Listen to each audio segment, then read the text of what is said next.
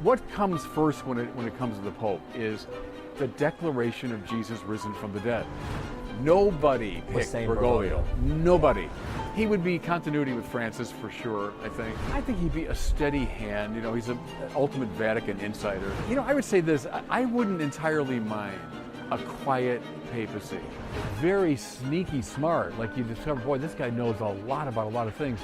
Is it time for an African Pope? Why not? I think to put the stress on the spiritual, on the evangelical, on the declaration of Jesus, that's what matters. Welcome to this interview with Bishop Barron, being hosted here on EWTN, but also on Word on Fire. Bishop, great to see you again. Colm, always good to be with you. How does it feel to be back in Rome under these circumstances? Well, it's always good coming to Rome. I've been here many times, and you know, I always enjoy it. These are odd circumstances in a way. This interregnum, the sede vacante, is always kind of an unsettled time for the church. We're all a bit on pins and needles, I suppose, on tenterhooks. So, but it's always good to be here in Rome, and it's an exciting time, and you know, lots going on. So good to be here. I've been saying to people too, it feels like a little bit of a mix of emotions, with the sadness and the sorrow of the past scene, the anticipation of what's to come, what could be. It's a mix of everything, isn't it? It is, yeah. And of course, the last two, you know, you had one is a funeral without a conclave, the other one a conclave without a funeral, and so we're kind of back to a normal. We have a funeral then a conclave is more the usual procedure. But right, that it stirs up a mix of feelings. And I tried to get to the grave of Pope Francis yesterday. We just drove past. Line too long. Too long, yeah. So I'll try to get there at some point this week. But that's a beautiful tribute, you know, to him. Now I have to point out to people who are watching that you did get a bit of sun. I did. It wasn't the Bahamas or anywhere you were, it was the Rose Garden. It was indeed, yeah, with President Trump when we had the inauguration of this Commission on Religious Liberty, and I was sitting with many others in the Rose Garden for about 3 hours in the hot sun. So maybe you see some effects of that. Yeah. My Irish skin doesn't do well in the hot sun. That's the same, we don't take well to the sun. No. And this commission now that's been set up by the administration, what's the aim of it, or what do you hope to see come out of it? Well, I got the invitation, you know, from the White House to be part of a commission on religious liberty, and it's a major issue in our country, and for the bishops of America, for the past maybe 25 years, it's been a premier issue for us, guaranteeing, you know, the religious liberty, which is part of our Constitution, the First Amendment, but also very important to the church. Could it put you in a difficult position, Bishop, being appointed by the President on a government-established commission? You know, would it make it difficult for you in the future to call out the government in places where it's wrong in the church, or knowledge gaps or things like that? I don't think so. I mean, as I say, to be a Catholic voice around that table is very important. If it ever reached a point where I felt, you know, I would have to compromise something of my own, you know, beliefs, I'd resign from it, you know. So, no, I don't feel any obligation to say, now I'm completely endorsing everything the Trump administration stands for. I just want to be a voice on this issue around the table. The AI image that has been going viral, which was tweeted first by President Donald Trump on Truth Social, but then also shared by the official White House Twitter account, or an X, of President Donald Trump as the new Pope. Right. What did you think when you saw that? Look, I think it was a bad joke. I think it was kind of a sophomoric attempt at humor. I don't think at all it represents some, you know, disdain for the Catholic Church or some attack on the Catholic Church. President Trump has signaled in all sorts of ways his support for and affection for the Catholic Church. I think it was a bad joke that obviously landed very poorly and was seen as offensive by a lot of Catholics. And I wish he hadn't done it. That's my view on it. Do you wish he would take it down? All right, I'll leave it up to him. I mean, I think it's had something like 97 million views or wow. something. So it's out there already at this point. What would be the point? But it's in poor taste. I think so, yeah. We're here in Rome for the conclave in just a few days' time. How important and significant is a time like this, not only in the history of the church, but in this moment for the entire world as well? I think it's always important. I mean, the Pope, say what you want, the Pope is the most visible and I think important religious leader in the world. And so it's important not just for the 1.4 billion Catholics, but I think really for everyone around the world. The Pope plays a very important role politically, culturally. Obviously, he gets the attention of the world. Look at this place right now. So sure, I think appropriately the whole world comes to attention. I always think, you know, of the Lord's command to preach to all nations. Peter, the first Pope, comes here precisely because he knew this was the center of civilization. And indeed, the word went out from here to the whole world. So it's kind of appropriate and strangely almost mystical, isn't it? That still the whole world is deeply attentive to the election of the successor of Peter. Yeah, and when you mention the whole world watching, it does feel like Rome is the center of the universe at the moment, because what people can't see off camera is that EWTN here, of course, Word on Fire, but you have all the secular Sure. networks from every corner of the planet who have gathered here to cover this. I think, It's beautiful, yeah. is it fair to say, with social media, with the recent interest because of the movies and the TV shows, this is probably one of the most closely watched conclaves in history? Absolutely. I remember I was here 12 years ago doing coverage for the last conclave, and the image in my mind is the night when Pope Francis came out on the balcony, and then you look out at the sea of the people, but this time all the lights from the TV networks. well, they're not the TV, of the little eye cameras and the iPhones, yeah. and it was just like the votive lights, you know. I thought, well, it's a revolution now in social media, even more so now. I saw yesterday on social media you posted a video saying that you were sick and tired of the commentary around this, or bits of it were annoying you. What were you talking about? Well, the politicization of it. Now look, there's the gospel. There are indeed moral implications of the gospel, and then there are indeed kind of political strategies that are meant to embody moral principles. I get that relationship. You can't divorce the church from politics in that sense. But what gets me is the lack of proper prioritization.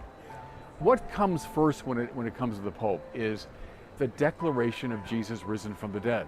It was Gerald O'Collins, the great theologian for many years, the Gregorian. He said this must have been 2005, I think, when John Paul II died. And they're all asking, what are you looking for? What are you looking for in a Pope? And there's all the usual answers. He said, I want someone who declares the resurrection of Jesus in a compelling way. Because that was Peter's job, and this successor of Peter. I think to put the stress on the spiritual, on the evangelical, on the declaration of Jesus, that's what matters. Now, as I say, indeed, there are further implications from that. But the preoccupation with, is he left wing, is he right wing? Climate change, immigration. Okay, we can get to all that.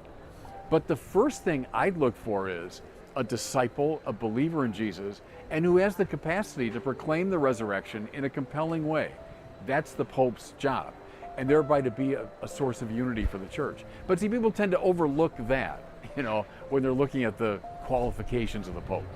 Yeah, they look at the issues of today and just see where their strengths and weaknesses. It's seeing it in relation to relentlessly them. through a secular political lens. And again, I get it, but I'm annoyed at the way it gets the priorities off. Okay. Let's talk about some of the cardinals. Now, the famous saying here, he who goes in a Yeah. pope comes back out a cardinal. Right. And some of these names are being passed around as contenders, others possibly not. But we have to point out that in the last conclave, Bergoglio was I think number 15 as the bookies' favorites at Well, the I time. can tell you, again, 12 years ago when I was here, and I met with a lot of the pundits and everyone commenting. Nobody Was picked saying Bergoglio. Bergoglio. Nobody. We had, I remember, I was with NBC last time, and we had all the pictures of the candidates. Bergoglio was not one of them. So I always put that forward as a caution whenever we're talking about candidates. And there's certainly a good chance it won't be any of these people. Yeah. So. And we hope the okay. Holy Spirit will be doing its job The and Holy Spirit has something to do guiding with these it. men, of Right. course. Well, you spoke about when you were on television, they put the faces up on Yeah. screen, and they've been doing that again this time. Yeah. And the number one face that keeps coming up on all the networks, and I think he is, if you're going in to put money down in the bookies, that Pietro Parolin, the current Secretary of State. Yeah. When you look at someone like him, his vast experience as a diplomat here at the Vatican, being so close to Pope Francis throughout his pontificate, what kind of pontificate would you see under Parolin? I think he'd be a steady hand. He's an ultimate Vatican insider. As you say, he's been number 2 man in the Vatican for all these years. Lots of experience around the world, plugged into a lot of different scenarios. The cardinals and bishops know him very well. That's the key thing. I think when Ratzinger was elected, that was a main reason why. He was a Vatican insider. All the cardinals Spoke all knew their him. languages. Right, and Parolin's got all of that. I came to know a number of these people. I was at the Synod here the last 2 rounds, the last 2 Octobers. And I think there were 60 cardinals at the Synod. And very often I would say, there's a pretty good chance the next Pope is one of these fellows, So Parolin was certainly there. And he has kind of a calm, steady presence, not a flashy, not a sort of charismatic figure. Yeah. I would see him as kind of the steady hand on the tiller sort of person. The negative would probably be the China deal. China-Vatican that deal. A lot of us, I include myself, have hesitations about. Many of us feel that there's a little too much concession to the Chinese Communist and China Party. have broke the deal on a number of Right. occasions. So that, could be a drawback. I don't think he'd be a flashy, sort of public, charismatic pope. Yeah. And how important do you think that is after a papacy of Francis, where he did have that charisma all over the world, and while he may not have been able to speak the local languages, he knew the moments and the gestures, when to tap the driver to stop the Pope mobile, embrace someone with special needs, when to wash the feet, when to embrace someone with disabilities. He just, that charisma transcended boundaries and even faiths and people of no faith as well. And it's important. I wouldn't want to, undersell that as just kind of a cosmetic thing. I think that's a very important part of the papacy. It's the ultimate bully pulpit. And so people like John Paul II, who had a strong sense of theatricality about him, understood that. And yes, Francis did too. So I wouldn't underplay that. That's important consideration. Now, another name that has been touted as one of the favorites is from Manila in the Philippines, Cardinal Luis Antonio Tagle, someone who is seen as having maybe that charisma as well. I know they called him the Asian Pope Francis 2.0, whatever. What would you think of a papacy under Tagle? Well, he's a very charming man. I probably maybe know him the best of all the names that have been bandied about. I first met him in the Philippines. It was Eucharistic Congress 2016 in Cebu. And I met him there. And, he's just a charming, he's very funny. He was at the last 3 synods, as I was too, the Youth Synod and the 2 on synodality. The Youth Synod, I was with him in our small language group and got to know him there pretty well. He would, as you say, have the charisma in great supply, and he would be able to communicate the gospel through gesture and through humor. He's an intelligent man, but very emotional man too. You're very emotional. We used to smile about it, but very often his speeches would end with his weeping. Yeah, I was going to say he would get teary in interviews. He would get teary, So very emotional man. He would belong to the school that reads Vatican II more as a rupture than continuity, the famous Bologna school. He would be in that group. So in that way, probably lean further left than, let's say the John Paul II model. He would be strong on the public, charismatic side of the papacy. He would be continuity with Francis for sure, I think. And if the Cardinals are looking for a little change of direction, they might not go with him. Okay. It's funny when you said, leaning a little bit more left. I know there's another saying here in Italy, you have a fat pope, you have a skinny pope. Yeah, right. Fat, you go conservative, you go liberal, conservative, liberal. After Pope Francis seen as being a more liberal papacy, do you think there's an appetite, certainly from a lot of young people I've been speaking to here in the square, about what they want next? I've heard a few times, even from people from Germany as well, parts of Europe, I would love to see a bit of a return to tradition and the beauty and clarity on the teachings. Yes, and there's something that's natural and good about that. I mean, we tend to live in this world of polarities, and one person will be stronger here. So, okay, there's a natural instinct for the correction. That's the skinny pope, fat pope thing, which is not entirely wrong-headed. Yeah. As you go into a conclave, think, okay, we've been walking this way, maybe we need to correct direction a bit. So I get that. I would say this, I wouldn't entirely mind a quiet papacy. I go back to John Henry Newman. I'm very indebted to Newman. Yeah. And Newman felt that the Pope's job is to adjudicate disputes. The life of the church goes on, liturgically, theologically, and its social service to the poor and all that. And the Pope is there kind of quietly to adjudicate disputes when they come to him. His job for Newman was not to be so involved in everything himself. It was to let the church live, and he would adjudicate the way an umpire or a referee might.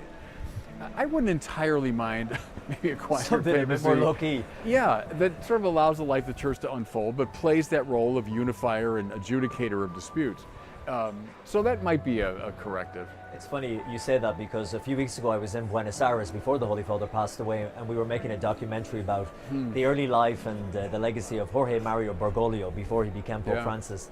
And because he was seen as such a disruptor in one sense when he became Pope, someone there told me, they said, we have a phrase here in Latin America that Pope Francis was the first Latin American Pope and also the last Latin American Pope. Well, they said the same thing about John Paul II and the Polish Pope, but so that's the way it goes. I think there's a natural instinct for the corrective maybe, and that's okay. Africa, the continent of Africa, when we look at, let's say, for example, the top 10 practicing countries for Catholicism, like going to Mass, going in for a religious life, most of those countries are now on the continent of Africa or in Asia. Is it time for an African Pope? Why not? At the Synod, I said this at both rounds of the Synod on Synodality many times. I said it in private conversation, I said it at the tables. I think I might have said it once to the whole plenary. I said, the church is flourishing most right now in Nigeria, where something like 94% of Catholics go to Mass, where the seminaries are bursting. It's a church under persecution, yet showing great strength. I said many times, why are we so preoccupied with the church in Germany, where the church is kind of withering on the vine? Why don't we study the Nigerian church and see what they're doing right, and let's imitate it? So yes, I think it might be the African moment, and I do think in the synods during the Francis years, the Africans found their voice in a fresh way. Really? No question about that. I think going back to the synods on the family, and then on young people, and on synodality, I think the African voice, and then of course famously with Fiducia Supplicans, in the wake of the first round of the synod on synodality, where I must say, we never talked about that issue. There were 400 people in the Paul VI audience hall, bishops, cardinals, leaders of the church. We never talked about it. And then about a month later, out comes this statement, and I think the African bishops said, look, this is not going to fly. I think they found their voice in an important way. So why not an African pope? Sure. Yeah. I remember interviewing the Bishop of Nairobi, and he said, we have a crisis of vocations like you. And I said, what? He said, no, but our crisis is we have too many, and not enough space. Seminaries is quick enough, right. But do you think it would be reflected in this conclave, or would be future ones? Because people still, when I was on a TV network the other night, this obsession, again, you know, focusing on Germany or the United States, and I was asked about, but the traditional side or the conservative side of the Catholic Church in America, and I said, you have to forget that, as if it's a fringe group in the US. I said, you go across the Southern Hemisphere, and the African countries, they're traditional countries with traditional values. They want to see that reflected in the church, supported and promoted by the Catholic Church. Well, you know, I go back to an earlier part of our conversation. I think when you stress the supernatural element first, now, Thomas Aquinas, you know, grace builds on nature, and there's not a hostility between the supernatural and the natural, but the supernatural comes first. The supernatural has priority, and then the natural is raised up into the supernatural by the supernatural. When churches emphasize the supernatural dimension of the faith, they thrive. They thrive. And the paradox is, they become more effective in the world. They become a more effective voice and agent for change in the world. The primary concern should be God, the Trinity, Jesus, crucified, risen from the dead, offering grace for salvation. That should be our focus. That's when Peter and Paul came to this city. That's what was on their mind. Looking at the continent of Africa, who would you look at as a serious contender, or someone you think would be great in the papacy? Well, you know, Cardinal Sarah, he's on the older side now. Is he 79 maybe, or 78? Although, you know, look, Ratzinger was elected at 78, wasn't he? Bergoglio at 76. But Cardinal Sarah is someone I've admired for a long time. I've loved his books. I think he's a very great intellect, spiritually alert man, let's put it that way, and a good writer, and someone that understands, you know, the essential elements of the church's life. So, you know, I think he's a strong character. Cardinal Buzungu, who led that charge after Fiducia Supplicans and kind of united the African leadership, and also deftly handled some diplomatic situations, coming here and talking to Cardinal Fernandez and talking to the Pope. And I think he showed a lot of, you know, moxie and a lot of practical ability, as well as clarity of vision. Cardinal Turkson's been around for a long time. He's been a candidate the last, maybe 2 conclaves. You know, a substantial man, a lot of jobs here in Rome. I was with him at a conference about a year ago on Thomas Aquinas, and I gave a paper at that. And Turkson sort of ran things. I remember the morning of the conference, we were there at a little coffee shop in Fossa Nova, where Thomas Aquinas died. That's where the conference was. And very quietly, Cardinal Turkson went over and he just ordered coffees for everybody and then served us our coffee. So I said to him, you know, now I hope you're the next Pope, so I can say I was served coffee by the Pope. But I was impressed by his kind of simplicity and his goodness. From Ghana, Ghana, and he's been a candidate for a while, could still be. If we bring it back to Europe for a while, I know that some of the other, again, front runners, according to the media and the bookies and all that, and we've just said, of course, how wrong they can be, but 2 Italian names, Cardinal Zuppi, but also Cardinal Pizzaballa, the Latin Patriarch of Jerusalem. Vast, experience and knowledge in the Middle East. They're 35 years plus or something in the Holy Land. And what a job at hand he has at the moment. What would you think of someone like Cardinal Pizzaballa? Impressive man, yeah, by all accounts. You know, he's a Franciscan. He's got a strong spiritual foundation. He's a Bible man, studied in Jerusalem. He's been in Jerusalem all these years, so he's a man of the Holy Land, of Scriptures. And then, as everyone has said, I think correctly, he's navigated some pretty choppy waters in the Middle East and getting people around the table and to talk to each other and showing a very deft hand. So that's impressive, for the diplomatic demand of the papacy. He's got the languages. As a Bible scholar, he'd have... Too young, perhaps? Well, and that would be the thing. And I that's worthy of consideration, because let's face it, with modern medicine, people are living much longer. You could have a 30-year plus papacy. And I think they are aware of that. If you elect a 60-year-old man, right, he could be Pope for 25 or longer years. So I wonder if people might be thinking next time around, in 10 years or 12 years. Again, who knows? But I wonder if that might be an instinct with Pizzaballa. Next time around, he might be a better candidate. And I know that was one of the things that was discussed in the pre-conclave congregations. And I think that gives you a good idea of the kind of themes and issues that might be driving this conclave. Age was one, greater unity. They also talked about financial transparency, getting a better handle on the finances as well. I remember I had the privilege of living with Cardinal George of Chicago for about 5 or 6 years. And he was at the last conclave.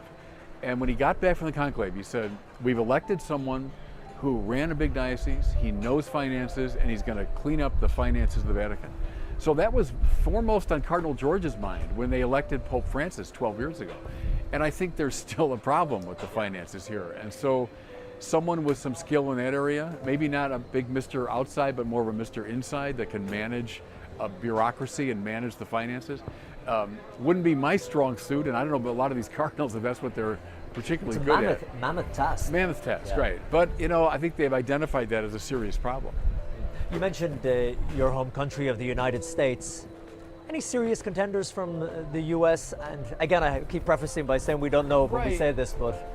My basic answer is no, only because I think it's very unlikely an American will be elected Pope. I think there's... Why do you say that? Well, because we're the superpower in the world. And so people would say, look, you run politics, you run the economy, you tend to run popular entertainment, you're going to run the church too. Yeah. I remember Cardinal George often said that. He said, there will not be an American Pope until we go into political decline.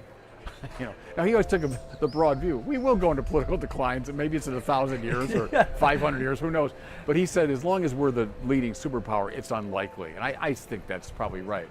Having said that, Cardinal Prevost, many have mentioned, the prefect for the dicastery for bishops, which is a very high-profile position, puts him in contact with bishops all over the world. He's an American indeed, from my hometown of Chicago. But spent a lot of time overseas. As a missionary, speaks Spanish fluently. I'm sure has Italian well now that he's been here for a while. So he might be perceived as an American, but not too American. And now a Vatican insider. Maybe, and also he was head of the Augustinian order. And when you're head of an international order, you've got a lot of contacts around the world too. Here's one that kind of intrigues me a bit. 12 years ago, I can tell you for sure, Cardinal Timothy Dolan was a candidate. Really? Oh yeah, his picture was up at all of our, and he was talked about quite a bit. Is that just the popularity because he's well known and the name is known that they just assume, well... I don't know, he certainly was 12 years ago. He was someone we were all taking seriously. And so I've wondered at times, well, why not this time? He's 75, but he's a pretty vigorous 75. And again, both Ratzinger and Bergoglio were older than that when they were elected Pope. Cardinal Dolan, I think, has tons of virtues, and talk about the inhabiting that public role and being able to preach the faith in a persuasive way. Big personality. When we look at someone like Cardinal Peter Erdo in Hungary, now I know again some people have been saying that he is a possible contender, but then others are saying there's no chance because of his, because of Hungary's perception of being anti-immigrant and how he fits into that, his more traditional views. What would you think of maybe someone like that to come and take the papacy? I think he's a very impressive figure. And one thing about Erdo, he was head of, I don't know what they call it, but the conference of all the bishops' conferences of Europe.